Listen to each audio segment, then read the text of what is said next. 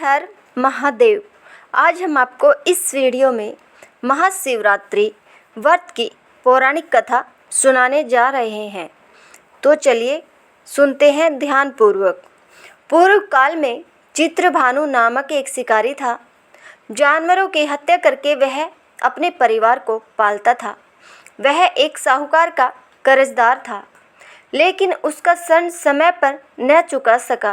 क्रोधित साहूकार ने शिकारी को शिव मठ में बंदी बना लिया। संयोग से उस दिन शिवरात्रि थी। शिकारी ध्यानमग्न होकर शिव संबंधी धार्मिक बातें सुनता रहा। चतुर्दशी को उसने शिवरात्रि व्रत की कथा भी सुनी।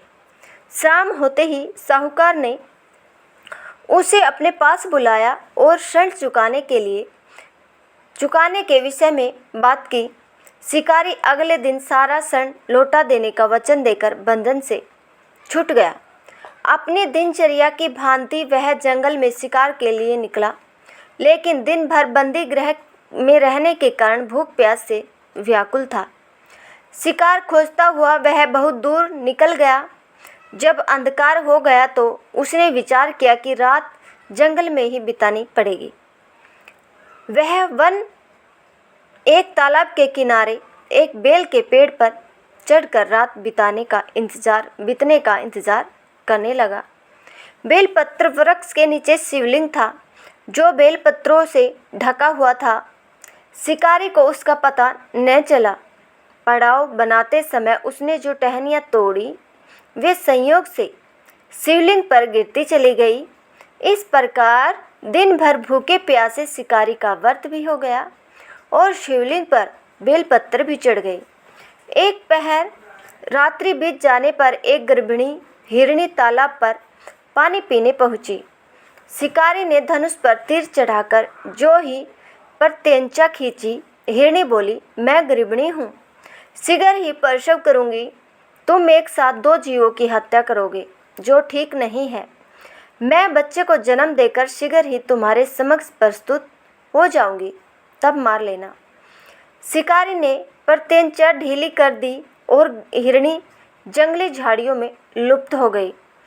प्रत्यंचा चढ़ाने तथा ढीली करने के वक्त कुछ बेलपत्र अनायास ही टूटकर शिवलिंग पर गिर गए।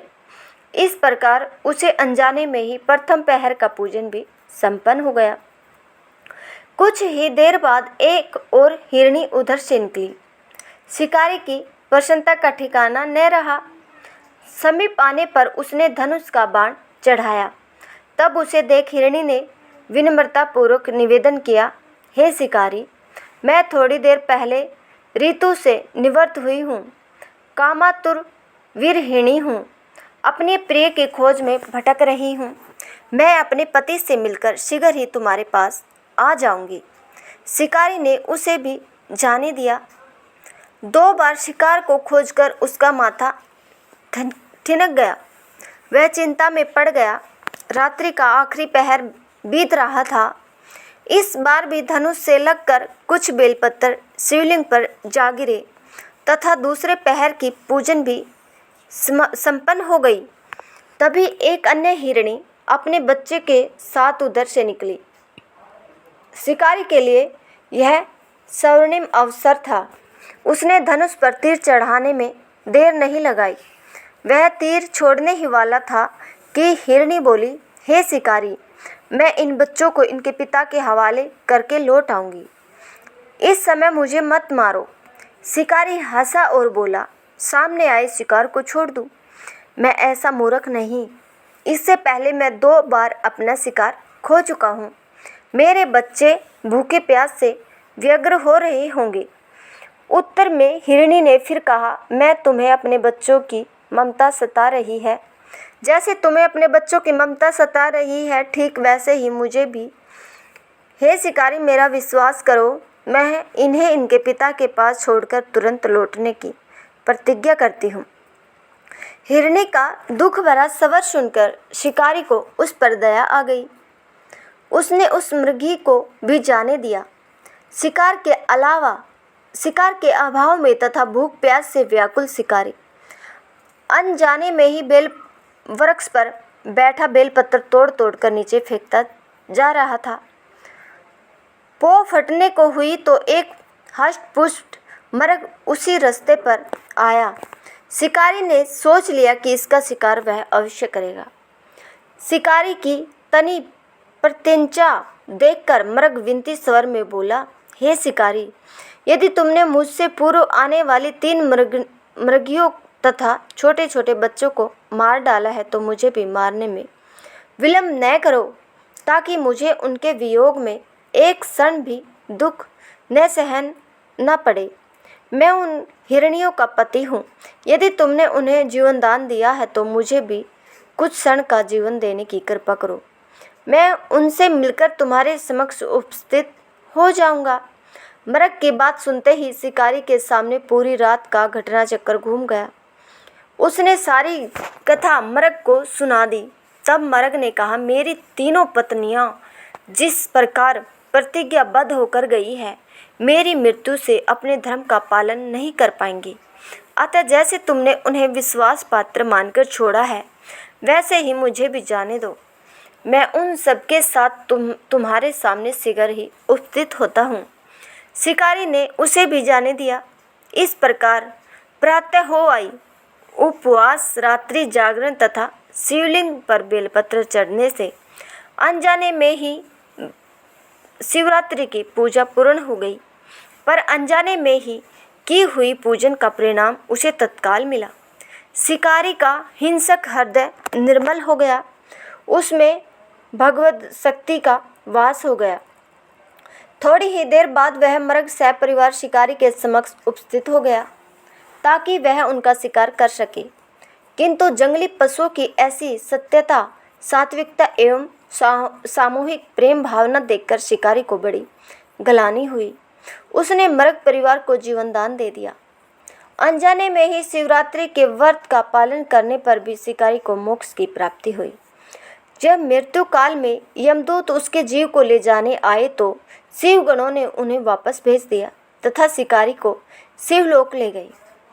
शिवजी की कृपा से ही अपने इस जन्म में राजा चित्रभानु अपने पिछले जन्म को याद रख पाए तथा महाशिवरात्रि के महत्व को जानकर उसका अगले जन्म में भी पालन कर पाए। शिव कथा का यह संदेश है। शिकारी की कथा अनुसार महादेव तो अनजाने में किए गए व्रत का भी फल दे देते हैं, पर वास्तव में महादेव शिकारी के दया भाव से प्रसन्न हुए।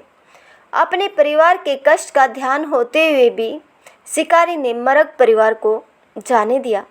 यह करुणा ही वस्तुत उस शिकारी को उस पंडित एवं पुजारियों से उत्कृष्ट बना देती है, जो कि सिर्फ रात्रि जागरण, उपवास एवं दूध, दही, बेलपत्र आदि द्वारा शिव को प्रसन्न कर लेना चाहते हैं।